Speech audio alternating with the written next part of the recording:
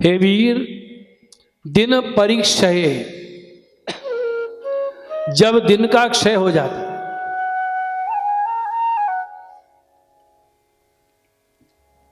अर्थात सायंकाल का समय, नील कुंतलई, नील माने श्याम, संस्कृत में नील को श्याम कहते हैं, कुंतलाकार घुंघरारी अलकावली से आवृत बिभ्रदाव्रतम, अलकावली से घिरा हुआ है, सुंदर आपके मुख का हम दर्शन करती हैं। मुख कमल कैसा है? वन रोहाननम, जल रोहाननम नहीं कहा, जल में खिलने वाला कमल नहीं, रात्रि में वन में खिलने वाला कमल, आपके उस मुख कमल का हम दर्शन करते। वन से लौट रहे हैं और दर्शन कैसा होता है? दर्शयन मुहूर, एक तो अलकावली, ऊपर नरस्वलम, ब्रज की रज, गायों की खुरों से जो उड़ती है आपके मुख पे छा जाती है। रज रंजित आपके मुख का जब दर्शन करती हैं तो हमारी प्रीति और बढ़ जाती है, रसोद्दीपन और ज्यादा हो जाता है। आप यमुना जी मुख धोके नहीं पधारते, रज रंजित, तो एक तो रज चढ़ी हुई, ऊपर से अलकावली से थोड़ा मुख छिपा हुआ, और थोड़ा निकल के आए, दर्शन दिया, फिर भीतर गए, मुहूर मुहूर, यूं इशारा करके अंदर चले जाते हो वन की ओर कि गायों को और घेर लाऊं, तो हमारे अंदर दर्शन के लिए आरती को और जगह देते हैं। हे वीर, नह मनसी, इस तरह जब आप वन से पधारते समय दर्शन देते हो तो नह माने हमारे, मनसी माने मन में, स्मरम यच्छसि, मिलने की और तीव्र कामना को बढ़ा देते और हमारे ताप में वृद्धि कर देते जब आप सायकाल गैया चरा के वन से लौटते।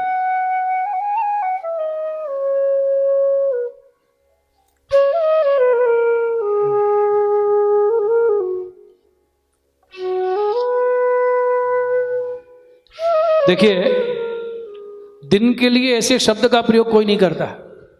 दिन ढल गया, सूर्य ढल गया, सूर्यास्त हो गया, ऐसे ही बोलते हैं ना। दिन 6 हो गया ऐसा बोला जाता है क्या? है 6 तो गाली है ना। किसी से कहो तेरा 6 हो जाए, गाली है ये, आक्रोश है। तो गोपियां दिन के लिए क्या शब्द का प्रयोग कर रही है? दिन परीक्षय। अरे दिन तेरा 6 हो। क्यों? क्योंकि हमारे लिए दिन सुखद नहीं है। दिन में तो राजभोग करोगे, आरती हुई, गैया चराने चले गए, सारे दिन विरह में बीतता है, सांझ को लौटते हैं, वेणु गीत युगल गीत गा के दिन बिताती है।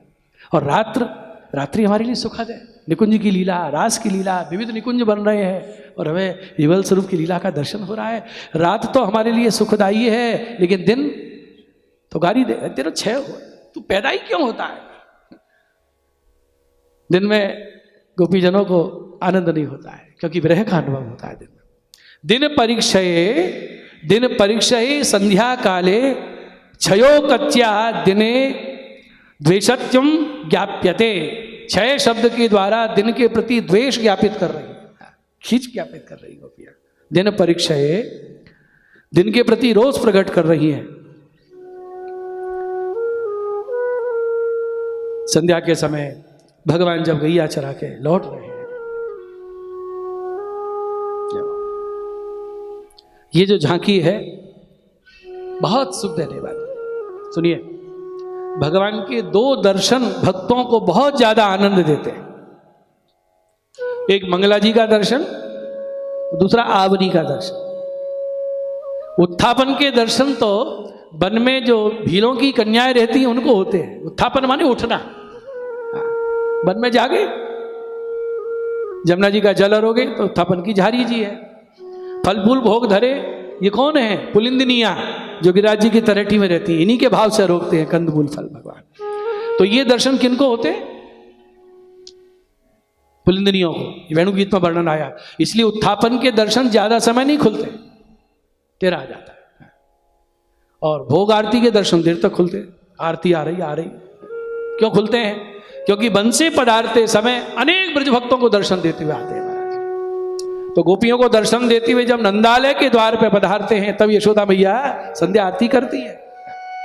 तो गोपियां अपने अपने घर में दरवाजे पे, खिड़की पे, जोड़ी पे, गोखा पे, नोखा पे, झरोखा पे, चित्रसारी में खड़ी दर्शन करती है।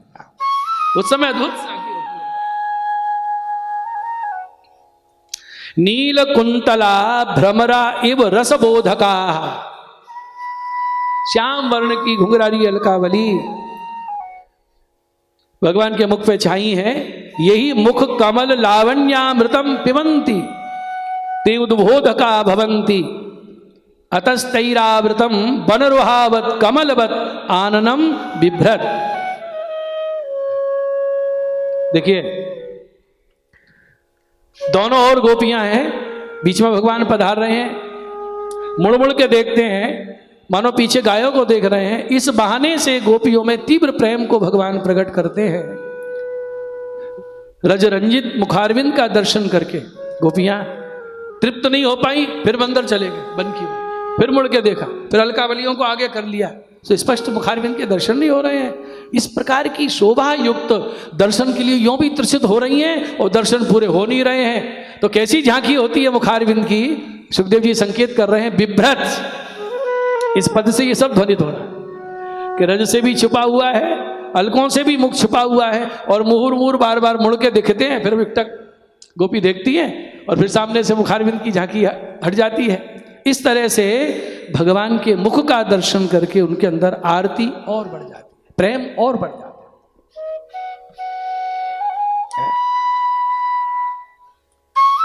यदि भगवान यमुना जी में मुख प्रक्षालन करके दर्शन दें तो ऐसा भाव का वर्धन ना हो। तो ऐसे सजे हुए क्यों पधार रहे हैं वन से, सुनिए, बहुत सुंदर श्री महाप्रभु जी वर्णन कर रहे हैं। ऐसे दर्शन क्यों हो रहे हैं? बलवाधीश बड़ा मधुर भाव खोल रहे हैं कि यहां भगवान ब्रज भक्तों के लिए भोग्य बन गए हैं। मेरे स्वरूप का, मेरा रस का भोग करो, तुम भोगता हो, मैं भोग्य हूं। जितना चाहो पान करो, जितना चाहो ग्रहण करो। यथा पात्रं धृत्वा, जैसे कोई बर्तन में भोज्य पदार्थ धर के ततिस्थित अन्नम भोगार्थम दीयते, बहुत सुंदर अन्न पदार्थ बना के और कटोरे में रख के लो खाओ, अन्नम भोगार्थम दीयते तथा मुखं धृत्वा तत्त्रयो रसः कामात्मा मनसि स्थाप्यत इति मुखधारणस्य हेतुत्वम अतो भोगार्थम दत्त इति भोगः करणीय। भगवान कह रहे हैं जैसे कोई अपने प्रिय को मधुर पदार्थ भोग के लिए पात्र में धर के दे रहा है कि लो, ऐसे ही भगवान ने मुख रूपी पात्र में माधुर सौंदर्य रूपी रस भर के ब्रजभक्तों को प्रदान कर रहे हैं। आज मैं यहां क्यों दे रहा हूं? इसलिए कि यहां ये रस देने के लिए ये कमल जल में नहीं खिला है, ये वन में खिला है। बहुत मधुर भाव से, इसलिए बन रुहाननम, ये कमल कहां खिला है? एक दिन विकासी कमल होता है, एक रात्रि विकासी कमल होता है। ये कौन सा कमल है? रात्रि विकासी। जाओ, इस तरह भगवान ब्रजभक्तों को अपने स्वरूपामृत का आस्वादन कराते हुए पधार रहे हैं। बोलो कृष्ण गोपाल की। ये गोपाल की झांकी। अब जिसके नेत्रों में वो प्यास ही पैदा नहीं हुई महाराज, वो इस कथा का आस्वादन क्या करेगा? त्रसित नेत्र ही नहीं। श्री महाप्रभु जी इसी झांकी का वर्णन करा रहे हैं परिव्राष्टक में, बन से आ रहे हैं। ही हिंकारा, गायों के पीछे पीछे हियो हियो हियो हियो, ही हिंकारा प्रति पशु बने कुर्वती सदा। पशुओं के पीछे पीछे ब्रह्मा जी, इंद्र आदि देव जब भी आते हैं गोपियां सेवा करती मिलती हैं। वो देखते हैं कभी अकेले मिलेंगे कि नहीं, हम इनको दंडवत तो कर दें। तो आज गायों के पीछे जब पधार रहे हैं तो ब्रह्मा इंद्र आदि देख रहे, आज बढ़िया मौका है, साक्षात दंडवत कर लो आज। नमः ब्रह्मेशेन्द्र, ब्रह्मा इंद्र आदि नमन कर रहे हैं। प्रभृति शुचमो नमो धृतवती, दंडवत कर रहे और खड़े होके हाथ जोड़ के स्तुति करने लगे, लेकिन दर्शन करके स्तुति कर वही भूल गए, मौन खड़े हैं दर्शन कर रहे। प्रभृति सुच मौनम धृतवती, और गोपियों की त्रसित नेत्र भ्रमर, जैसे कमल पे जाके मकरंद पान करता है भ्रमर, भगवान के मुख कमल के दर्शन के लिए त्रसित हो रही है। मृगाक्षी विस्वेक्षा नवकुवल यैरर्चित पदे, ऐसे कृष्ण रतिर प्रादुर्भावो भवतु सततम श्री परिव्रणे। परिव्रणाष्टक सुना है कभी? नहीं तो फिर रखो अगली साल तो सुनाएंगे, अभी चस्का लगा रहे हैं। सब सागर है हमारा, रस का सागर।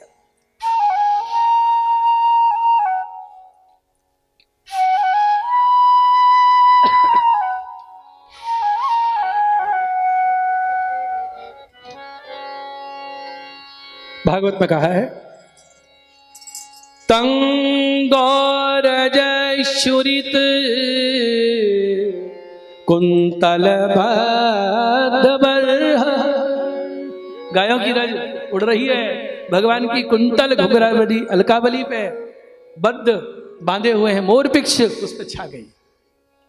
और वन्य प्रसून रुचिरे क्षण चारु हास, बन के फूल खोस लिए हैं पाक में, उस पर अच्छा गई। क्या झांकी, रजरंजित अद्भुत शोभा होती है। और बंसी बजाते जा रहे, वेणु क्वणंत मनु गई रनु गीत कीर्ति, गोप्यो दिद्रक्षित दृशो भ्यगमन समेता।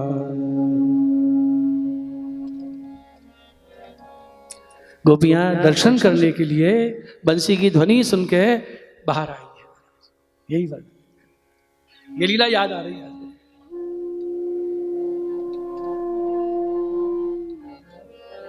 मगर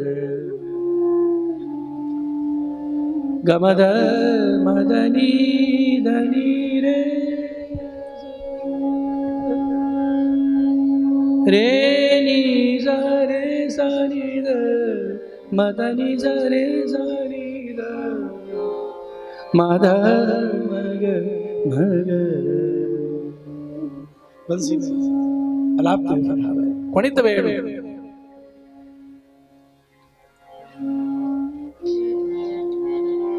देखिए कितना मधुर भाव है।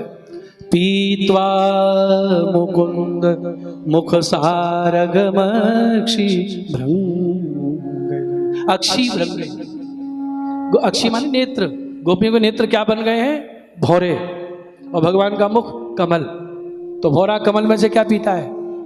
मकरंद। मकरंद क्या है? रज रंजित भगवान की शोभा, सुंदर अमृत का पान कर रही है।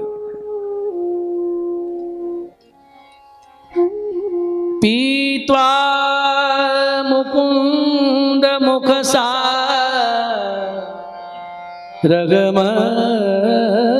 भृंगई, तापं जहुर्विरहजं ब्रजयोषितो। ब्रज की योषिताएं गोपियां, अन्य ही माने दिन में जो विरह ताप हुआ था, भगवान का दर्शन करके इस सुधामृत का नेत्रों से पान करके तापंग जहू, विरह को दूर कर रही है। और देखो हाव भाव में ही बातें हो जाती हैं, भगवान को सत्कार कर रही हैं हाव भाव से, और ठाकुर जी उनके सत्कार को स्वीकार कर। तत्सत्कृतिं समधिगम्य विवेश गोष्ठम सव्रीडहास विनयं यदपांग मोक्ष। बताइए भागवत में जब तक श्लोक का उच्चारण नहीं हो, भागवत है कैसे लोगों को रुचि जाती है बिना श्लोक वाली भागवत है? ये तो वही बात हो गई कि महाराज पंडित जी भोजन करने आना घर, लेकिन एक शर्त है, भोजन करोगे तो जल नहीं परसूंगी, जल पियोगे तो भोजन नहीं परसूंगी। पंडित जी बोले अपने घर रख दो ऐसा भोजन। अरे कथा में अर्थ है, अर्थ किसका? भागवत के श्लोक का। जब श्लोक ही नहीं है तो अर्थ से क्या मतलब हुआ? अर्थ काय का हो रहा है? चाबी का झुमका दे दिया, खोलो, क्या खोलो? ताला, ताला है ही नहीं, अब क्या करें उसको? लटका। चाबी अर्थ है और ताला मूल श्लोक है, उसको खोला जाता है। बोलो कृष्ण कन्हैया लाल की। यावनी की झांकी है। मैं श्लोक का अर्थ नहीं कर रहा हूं, अभी भागवत कथा नहीं है, केवल गोपी गीत महाराज की कथा है। ये भी रचना ठाकुर जी ने लिखवा देते उल्टा सीधा, लिखवा तो आवे ना आए। देखिए आने की झांकी, बहुत सीधी भाषा है, लेकिन इसमें एक बात देखना, बीच में तुकबंदी है। इस रचना में बीच में तुकबंदी, सब ताली बजाइए, सब गाइए, बहुत सरल है, कोई राग वाग का बंधन नहीं है। मुरली बजावे कन्हाई, या की शोभा बरनी न जाए। सखी मुरली बजावे कन्हाई, या की शोभा बरनी न जाई। देखो मुरली बजावे कन्हाई, या की शोभा बरनी न जाए। देखो मुरली बजावे कन्हाई, सब गाइए। या की शोभा बरनी न जाए। सिर मोर मुकुट पीतांबर चटक, सिर मोर मुकुट पीतांबर चटक। कुंडल की चमक ग्रीवा की मटक। कुंडल की मटक, देखो मुकुट चटक चमक मटक, ये तुकबंदी। सखी मेरो मन लियो है लुभाई, सखी मेरो मन लियो है लुभाई। यज्ञ शोभा बरनी, सखी मेरो मन लियो है लुभाई। या कोई नाचने वाला तो है ही नहीं, लेकिन जब महाराज शुरू होगा उस दिन सबको उठना पड़ेगा।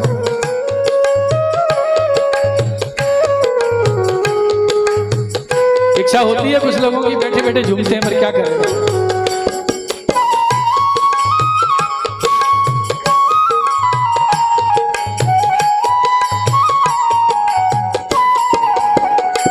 अधरन मुस्कान बकर लोचन बान, अधरन मुस्कान बकर लोचन बखान। सुंदरता की खान मधुर मुरली की तान। सुंदरता की खान मधुर मुरली की तान। चले जय हो, ये चले जय हो। चले गज गति चाल मन भाई, चले गज गति चाल मन भाई।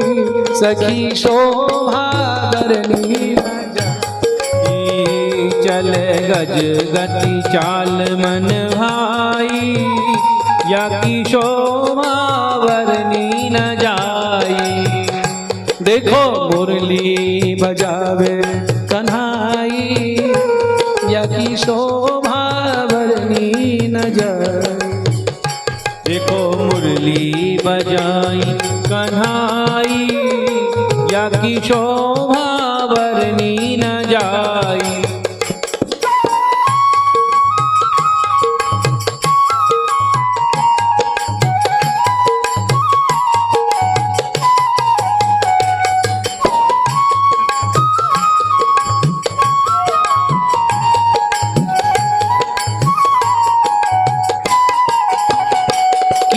नटवर भेष घूंगर वारे केश, ये नटवर वेश घूंगर वारे केश। रज रंजित रसेस कियो ब्रज में प्रवेश।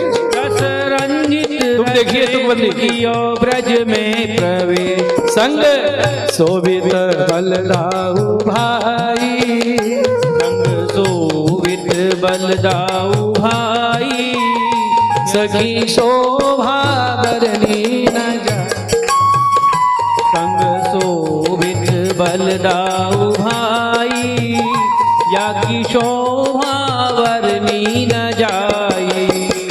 देखो मुरली बजावे कन्हाई, या की शोभा बरनी न जाए। देखो मुरली बजावे कन्हाई, या की शोभा वर्णी न जाई। ग्वाल गायन के संग को बजावे उपंग, ग्वाल बालन के संग को बजावे उमंग। ओ कोलिए चंग को नाचे सुधंग, हाँ कोलिए चंग को नाचे सुधंग। गोरज उड़ उड़ अंग छाई, गोरज उड़ उड़ अंग छाई, यही शोभा वर्णी न जाए। गोरज उड़ अंग छाई, या की शोभा वर्णी न जाई। सखी मुरली बजावे कन्हाई, या की शोभा बरनी। मुरली बजावे कन्हाई, या की शोभा वर्णी न जाई। एक तान छेड़ दीजिए मुरली की।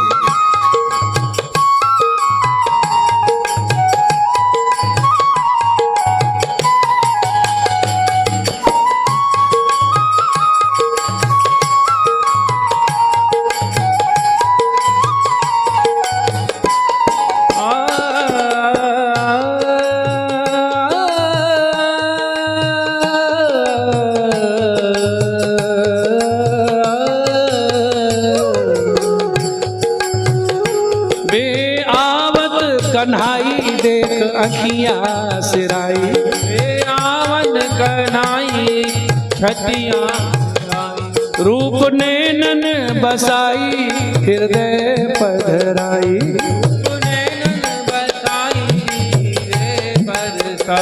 मैंने पलक की वार लगाई, मैंने पलक की वार लगाई, सखी शोभा बरनी। हाँ मैंने पलक दीवार लगाई, या की शोभा वर्णी न जाए। देखो मुरली बजावे कन्हाई, या की शोभा बरनी न जाए। देखो मुरली बजावे कन्हाई, या की शोभा वर्णी न जाए। सखी शोभा बरनी न जाए, या की शोभा वर्णी न जाए, या की शोभा। आज ये लीला गोपियों को स्मरण हो रही है। बलवाख्यान गोपाल दास जी गाए हैं इसी लीला को। बलवाख्यान गुजराती ग्रंथ है, उसमें गुर्जर भाषा, संस्कृत भाषा और ब्रज भाषा तीनों का संगम।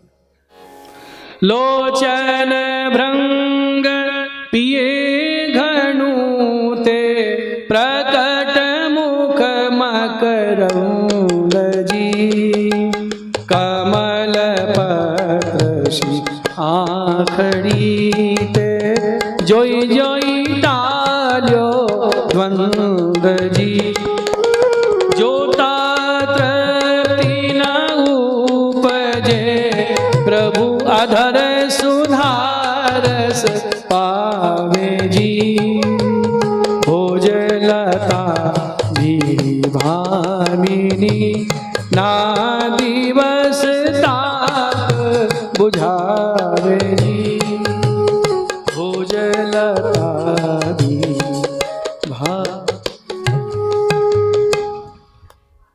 बोलो कृष्ण कन्हैया लाल। इच्छा होती है कि श्लोक पे और ठहरे, पर दौड़ लगनी है। आज चौथा दिन है गोपी गीत का, महाराज में भी तो चलना है कि नहीं। प्रणत कामदं पद्मजार्चितं धरणि मंडनं ध्येयमापदि चरण पंकजं शन्तमं च ते रमणनस्तने वल्पयादिहम्।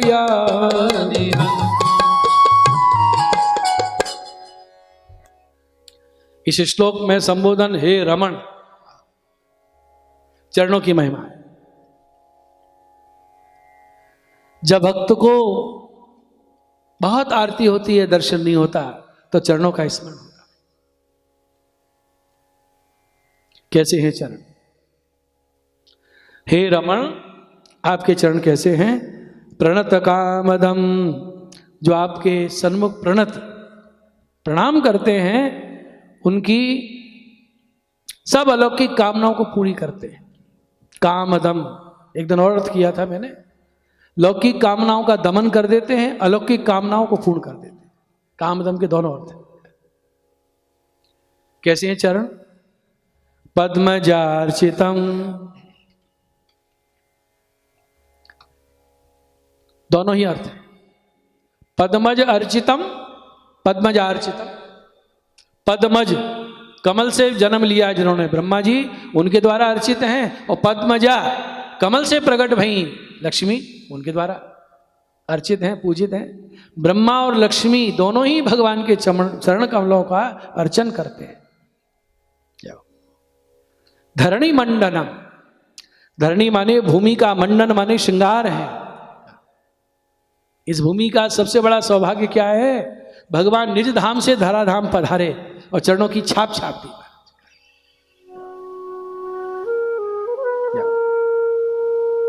धरणी का श्रृंगार, जैसे सुहागिनी स्त्री का श्रृंगार ही शोभा है, ऐसे भूमि का श्रृंगार भगवान के चरणों की छाप है। और क्या है चरणों की महिमा? ध्येयमापदि, आपत्ति के समय, विपत्ति के समय ध्यान के योग्य आपके चरण। ध्यान दीजिए, विपत्ति में हो तो क्या करें? जब कुछ भी सामर्थ्य हमारे पास न हो, अशक्य वा सुशक्य वा सर्वथा शरण, ध्यानों का, चरणों का ध्यान वही निकाल सकते। जाओ, आपत्ति में ध्यान के योग एकमात्र अवलंबन भगवान के चरण। और जो ऐसा बोले कि आपत्ति आपने दी क्यों मुझे, चरणों का ध्यान तो एक तरफ छोड़ो, पहले तो झगड़ रहा है भगवान से।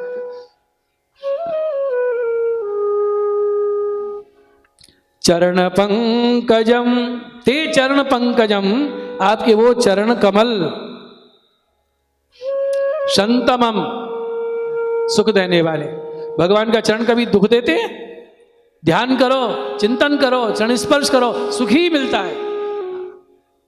गोपी कह रही है इस अवस्था में जब कितनी तड़प रही है महाराज, तो ध्येय महापदी, आपत्ति के समय ध्यान करने योग्य आपके चरण हैं। और शंतमम, सुख देने वाले।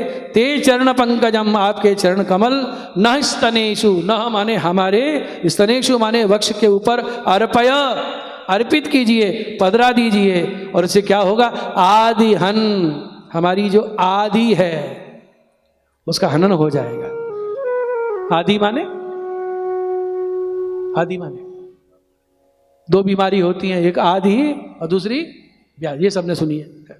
व्याधि होती है शरीर के का रोग, और आदि माने मन का रोग। आदि रोग जो है ना, वो औषधि से ठीक हो जाता है। डॉक्टर बोला ये दवा ले लो, ठीक हो जाएगा। मानसिक रोग हो जाए उसको कोई नहीं समझ। मनोवैज्ञानिक डॉक्टर भी कहेगा इनको समझाइए, इनको अपनी पुरानी स्थिति में लाइए। कहां से लाए वहां? तो अलौकिक आदि रोग क्या है? अलौकिक मानसिक रोग क्या है? बस एक ही रोग है, आंखों के आगे कृष्ण प्रकट हो जाए, अभी पीड़ा दूर हो जाए। तो इस रोग की औषधि क्या है? अर्पय, एक बार अर्पित कर दीजिए, पधरा दीजिए न स्तनेषु, हमारे हृदय के ऊपर अपने श्री चरणों को। ते चरण पंकजम आदिहन, हमारी मानसिक पीड़ा दूर हो जाए। तो ऐसा गोपियां श्री चरणों का स्मरण करके गा रही। जाओ अब आप देखिए चरणों की महिमा क्या है। कोई संस्कृत का ज्ञाता विद्वान ये कह सकता है कि ये बार बार चरणों का वर्णन क्यों? पहले आया प्रणत देहि नाम, कितनी बार आ चुका है, और एक ही विषय में, एक ही अध्याय में, एक ही प्रसंग चल रहा है, और बार बार चरणों का वर्णन, ये पुनरुक्ति दोष माना जाता है साहित्य शास्त्र में। पुनरुक्ति माने एक बात को बार बार कहना। तो इसका समाधान श्री महाप्रभु जी कर रहे हैं। अतएव पौनरुक्त्यम, क्या ये पुनरुक्ति है? बार बार चरणों का वर्णन आ रहा है कि नहीं? परम पूर्वापेक्षयात्र चरण महात्म अधिकम, पहले की अपेक्षा यहां चरणों का महात्म अधिक बताया है, इसलिए पुनरुक्ति नहीं है। और पहले जो चरणों की महिमा गाई है वो गोपियों का यूथ अलग है, और ये महिमा गाने वाली अनन्य पूर्वा राजस राजस भाव वाली गोपियों का यूथ अलग है। जब अलग अलग व्यक्ति एक ही बात को कहें तो पुनरुक्ति दोष नहीं होता। क्या सुंदर समाधान कर दिया। अतएव पौनरुक्त्यम परम पूर्वापेक्षयात्र चरण महात्म अधिकम गुणदायक मेतद पूर्वम तु दोष निवर्तकम। यहां हृदय पर चरण पधराने की प्रार्थना कर रही हैं। भगवान ही नहीं, उनके सर्वांग सद्गुण संपन्न हैं, सर्वांग परिपूर्ण हैं, तो चरण भी भगवान की तरह सद्गुण संपन्न। इस श्लोक में भी 6 चीजें बताई। जाओ, यश, श्री, वीर्य, ऐश्वर्य, ज्ञान, वैराग्य, जैसे भगवान में है वैसे ही भगवान के चरणों में, कोई भेद नहीं है। ऐश्वर्य, ऐश्वर्य कहाँ है? प्रणत कामदम। वीर कहाँ है? पद्मजार्चितम। अब एक एक की व्याख्या बड़ी गूढ़ महाराज। यश कहाँ है? धरणी मंडनम। श्री कहाँ है? ध्येय महापदी। ज्ञान कहाँ है? संतमम। वैराग्य कहाँ है? आरतिहन। इन सबकी व्याख्या है। इस व्याख्या को करेंगे तो इसी में आनंद हो जाएगा।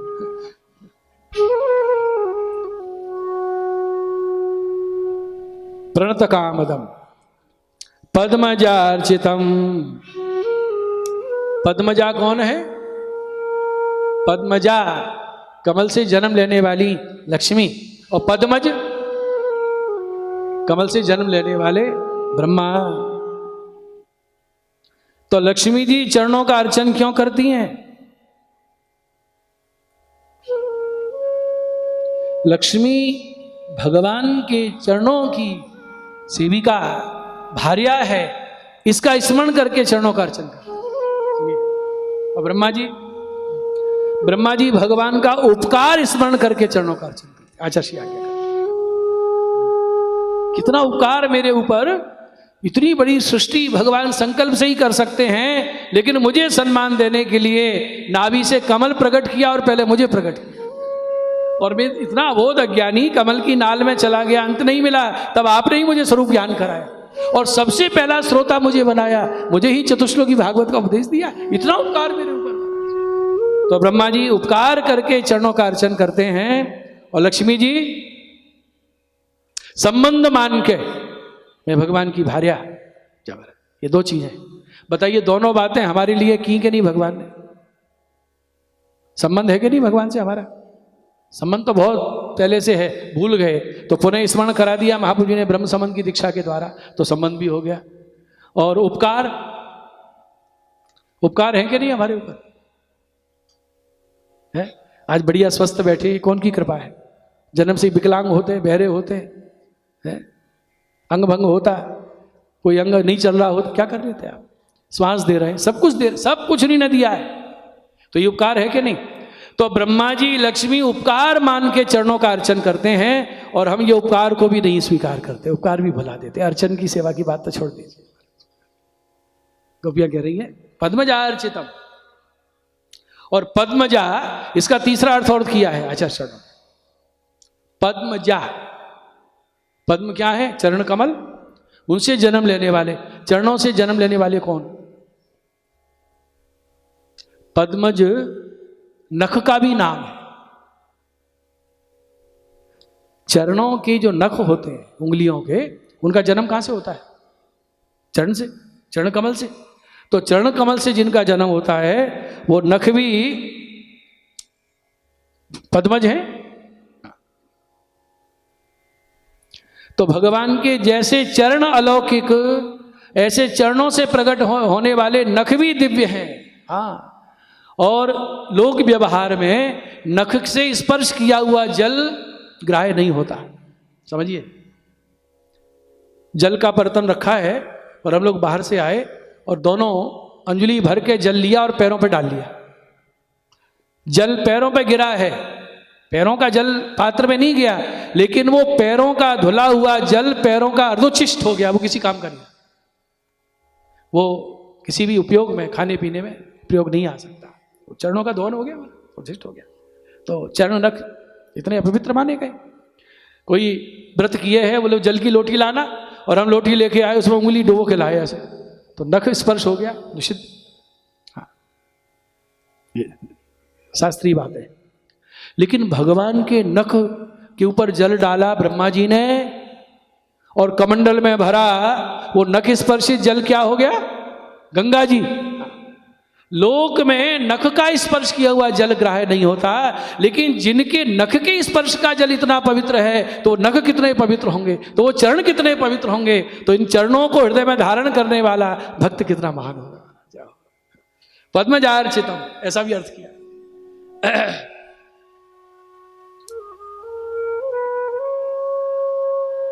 धरणी मंडनम धरण्यापि स्त्री अनलंकृता ना भुंजत इति तस्याम पदस्थापनम। स्त्री बिना श्रृंगार के भूषित नहीं, ऐसे ही धरती का श्रृंगार आपके चरण है। जैसे वनस्पति वैष्णव है, ऐसे धरती भी वैष्णव है। वनस्पतया वैष्णवा वही वनस्पतया, वनस्पति वैष्णव और धरती भी वैष्णव। तो वनस्पति की शोभा कैसे है? श्रृंगार से। वनस्पति की शोभा क्या है? हरे पत्ते, फूल, फल लदे हुए, और सूखा झाड़ हो कांटे वाला, शोभा नहीं। स्त्री की शोभा श्रृंगार से है, ऐसे भूमि की शोभा वैष्णव है, भगवान के चरण की छाप से है।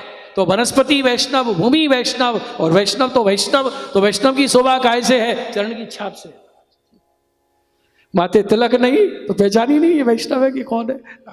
धरणी मंडलम, जाओ जाओ, बुरा मत मानना, जो आचरण अर्थ किए मैं उसी का अर्थ कर रहा हूं। भगवद अपेक्षया भी चरणों महान, पंक्ति में ध्यान देना, भगवान की अपेक्षा भगवान के चरण महान है। भगवद अपेक्षा भी भगवत चरण महान। क्यों? आपदी ध्यान मात्रेण आपदम दूरी करोती थी। विपत्ति के समय ध्यान मात्र से आपत्ति दूर कर देते। करके देखिए, स्मरण मात्र से।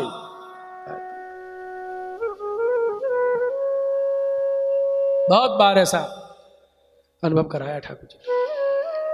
चौथी बार अमेरिका की यात्रा थी, टिकट भेज दिया उन लोगों ने, दिल्ली से जाना है, बाहर टैक्सी तैयार है, सब सामान धर गया, और जल्दीबाजी में चीज संभाल के रखो तो भूल जाता हूँ।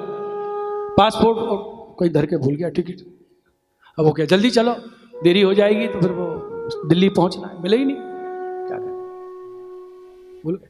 संभाल के रखा, अब कहाँ संभाल के रखा याद ही नहीं। मंदिर में गए, दंडवत करी, महाराज चरणों का चिंतन किया कि बेचारे मुझ पर गाली देंगे, उनका नुकसान होगा, कार्यक्रम निश्चित है, सब व्यर्थ हो जाएगा। से प्रेरणा हुई, वो अटैची में काला पर्स है, उसके आगे पॉकेट में रखा है, खोला, निकाल ध्येय मापदी। भगवान कपिल देव माता देवहूति के माध्यम से सबसे कह रहे हैं कि चरणों के चिन्हों का रोज चिंतन नहीं कर सकते, उठते ही 4 चरण चिन्ह का चिंतन कर लो, सारा दिन आनंद में बीतेगा। हाँ, अनिष्ट भी भाग जाए, चूल का कांटा हो जाए। 4 चरण चिन्ह। संचिंतयेत् भगवतश्चरणारविंदं वज्रांकुश ध्वज सरोरुहलांछनाढ्यं उत्तुंग रक्त बिलसन नख चक्रवाल ज्योत्स्ना विरार्ध महृदयांधकार। संचिंत्य चिंतन कीजिए ध्येय महापदम, भगवान के शिवल चरणों के तलवे में चिन्ह है कौन सा? वज्र, अंकुश, ध्वज, सरुरु माने कमल। बस 4 चिन्हों का चिंतन करें। यहाँ वज्र है चरण में। वज्र का ध्यान करने से क्या होगा कि हमारे अंदर पापों के पहाड़ क्यों ना हो, वज्र सबको चूर्ण कर देता है। अंकुश, अंकुश है जैसे महावत हाथी को वश में करता है, अंकुश का चिंतन करने से हमारा मन जो उश्रृंखल हो गया है, सुनता ही नहीं किसी की, हमारे वश में ही नहीं है, वो नियंत्रित हो जाता है, इंद्रियां वश में हो जाती है। वज्र, अंकुश, ध्वज, ध्वजा का ध्यान करने से उसकी विजय पताका चारों ओर फैलती है, पराजय नहीं होती। सरोरुह, कमल का ध्यान करने से हृदय की कठोरता चली जाती है, कमल जैसा हृदय कोमल हो जाता है। और दक्ष नक्षचंद्र में जो प्रकाश है, इसका ध्यान करते ही हृदय का अंधकार दूर हो जाता है, अंदर प्रकाश हो जाता है। तो गोपियां चरणों का चिंतन करके गा रही हैं। प्रणत कामदम पद्मजार्चितम धरणि मंडनम गेयमापदि चरण पंकजम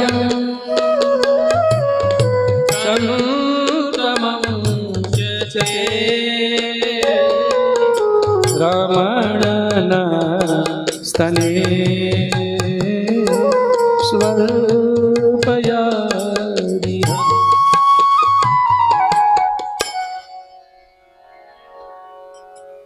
सुरतवर्धनम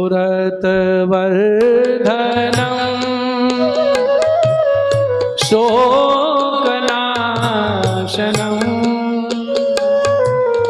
स्वरितवेणुना सुष्ठुचुम्बितम्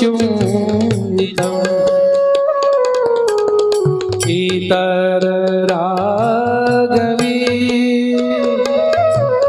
स्मारणं नृणां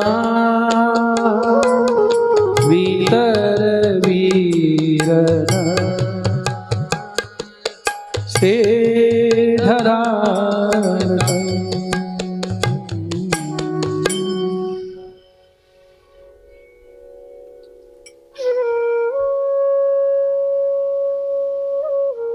वेणुनाथ की स्मृति है। कैसी है बंसी की ध्वनि? स्वरी सुरत वर्धनम, सुरत माने प्रेम, प्रेम की अभिवृद्धि करने वाले। शोकनाशनम, कैसे कैसे शब्द आ रहे हैं। आपत्ति के समय ध्यान करो, आपत्ति दूर, शोक का नाश करने वाले। स्वरित वेणुना, स्वरयुक्त वेणु के द्वारा भली भांति बंसी के द्वारा स्पर्शित सुष्टु चुंबितम, भली भांति चुंबितम स्पर्शित नृणाम, मनुष्यों के कान में जब बंसी की ध्वनि पड़ती है तो क्या होता है? इतर राग विस्मारणम, इतर लौकिक आसक्ति राग आदि का विस्मरण हो जाता, सब विस्मृति हो करा देती है बंसी। जब आपके मुख से श्रवित हुआ धरामृत बंसी के द्वारा कर्ण द्वार से भीतर जाता है, ते धरामृतम, हे वीर, सबका विस्मरण करा देती है, शोक को नष्ट कर देती है। आज उस अमृत को वितर, हमारे लिए वितरण कीजिए, बांटिए। ये धरामृत आज बंसी भी नहीं बजा रहे शायद से।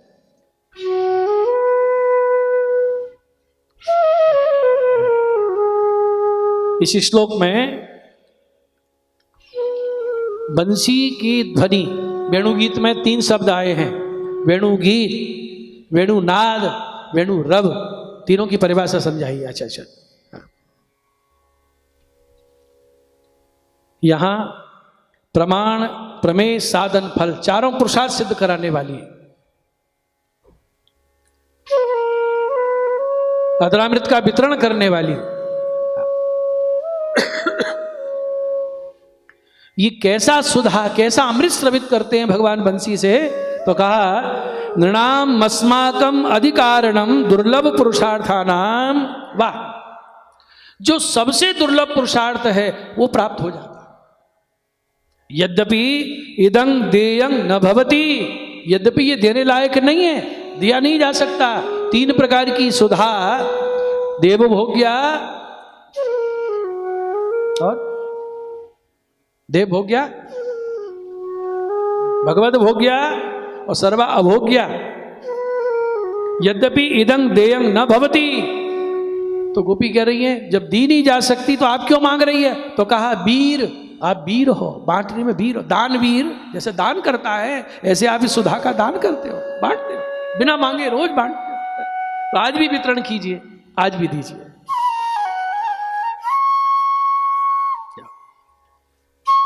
जब ग्रह आसक्ति हो जाती है, देख बंसी की तान छोड़ देते हो, छोड़ा नहीं जाता, सब अपने आप छूट जाता है, चित खींच के आपकी ओर लग जाता है।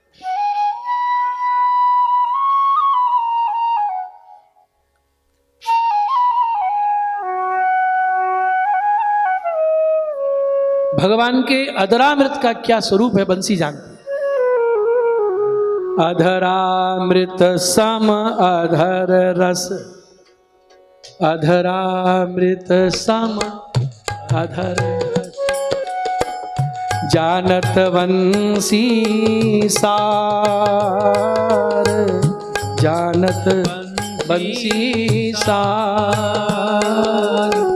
सप्त सुरन सो शपथ करी, सप्त सुरन सो शपथ करी, कहत पुकार पुकार कन्हैया, कहत पुकार पुकार।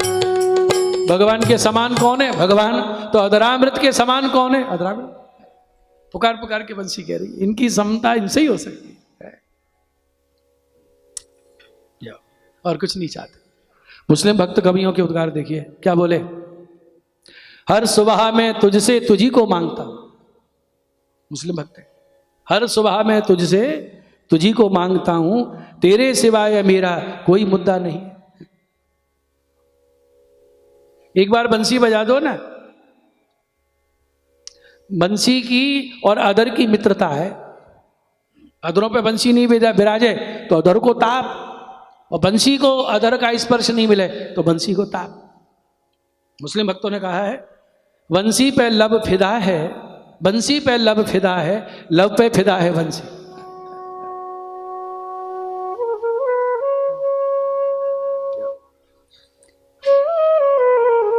वेणुनाद करके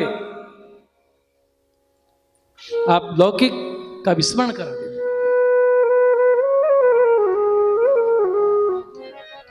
इसलिए शरद आगम होते ही मुरली के पद गाए जाते हैं। पहले दिन की बात स्मरण करो, मुरली के पद। और मुरली से अधर सुधा का प्रवेश हुआ तो हमारे भक्ति बीज का अंकुरण होता है, जवारे उगते हैं। और दशहरा को ठाकुर जी कलंगी के रूप में धारण करते हैं, श्रृंगार होता है। तुम्हारे अंदर भावांकुर पैदा हुआ है, ये मेरे माथे का भूषण है, अब मैं तुम्हें पूर्णमासी को महारास रस का आस्वादन कराऊंगा। तो इसकी भूमिका कब से बन जाती है? शरद आगम होते हैं। और ये कृपा बंसी करती है।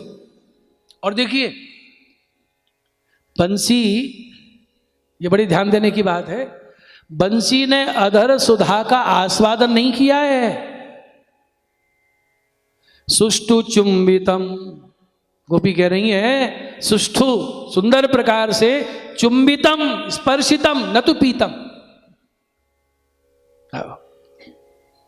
बंसी ने पान नहीं किया। अगर बंसी अधर सुधा पान कर ले तो बांस की थोड़ी रहेगी, उसमें प्रेमांकुर उग जाएंगे, वो तो गोपीवत हो जाएगी। हाँ, वो जड़ थोड़ी रहेगी, फिर स्वरूप बन जाएगी। तो गोपियां कह रही हैं, अब दृष्टांत कैसे समझाए। जैसे बोतल का छेद छोटा सा और भगोने में रस भरा है, उसको बोतल में भरना है, फैल ना जाए तो बोतल पे कीप लगाओगे कि नहीं? फैल ना जाए। तो भगवान जब रस अंदर से प्रकट करते हैं तो गोपियों का कान का छेद छोटा है, कहीं रस फैल नहीं जाए, तो पहले बंसी में भरते हैं और बंसी के द्वारा गोपियों के भीतर प्रवेश कराते हैं। इसलिए वेणु गीत में आया, रंध्रान वेणो रधर सुधया पूरयन गोप वृंदई, रंध्रान वेणो पंचमी विभक्ति, बंसी से, बंसी में नहीं, बंसी से, बंसी के द्वारा रस प्रवाहित करते हो।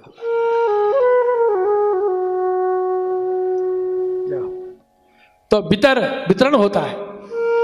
जब कोई चीज हाथों से बांटी जाती है, दानी दान देता है, तो हाथों को मिलता है कि जिसको झोली भर रहा है उसको मिलता है। हाथों से बांटा जा रहा है, हाथ तो माध्यम है, ऐसी बंसी है, बांटते तो हमारे लिए हो। बितर वीर नस्ते धरामृतम, उस अधरामृत को आज क्यों नहीं बांट रहे? बंसी कौन है?